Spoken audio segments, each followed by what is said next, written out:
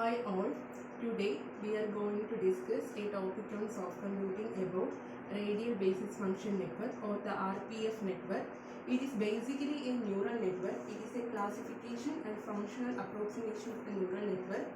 It uses most of the common non-linearities such as the sigmoidal function and the Gaussian kernel function.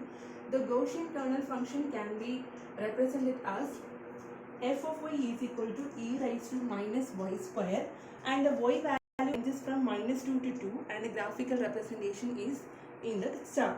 Okay, next we are going to the architecture. The architecture consists of two layers, that is the input layer and the output layer, but there is one more layer which is a hidden layer. Now we are going to the architecture part. Here is the input layer, these are the hidden layers, and this is the output layer.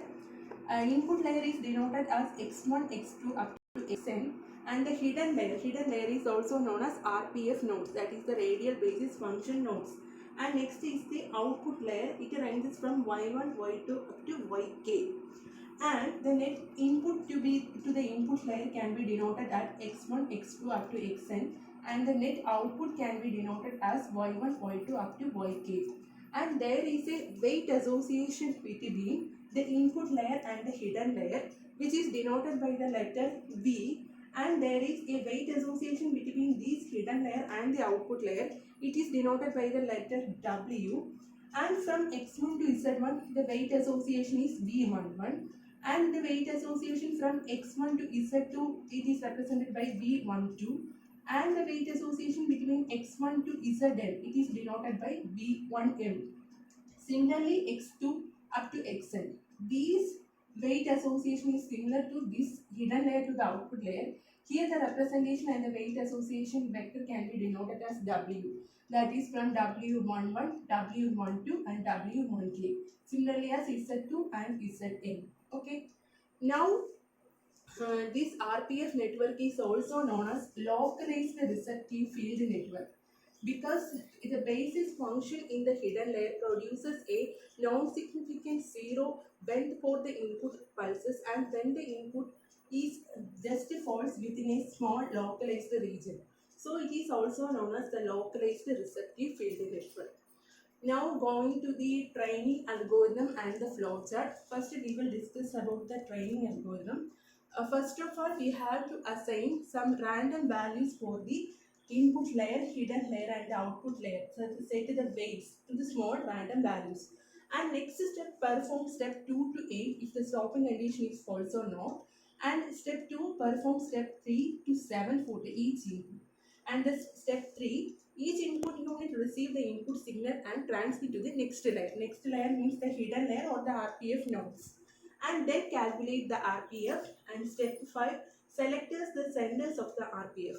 By selecting the senders of the RPF from the given input vectors, and now we select the input vectors, sufficient number of senders, sufficient number should be submitted for the inequivocate sampling of the input vector space. And step 6, calculate the output from the RPF unit.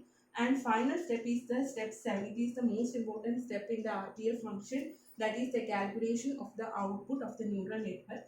That is y net is equal to sigma I is equal to 1 to k Wim Vi of xi plus W0.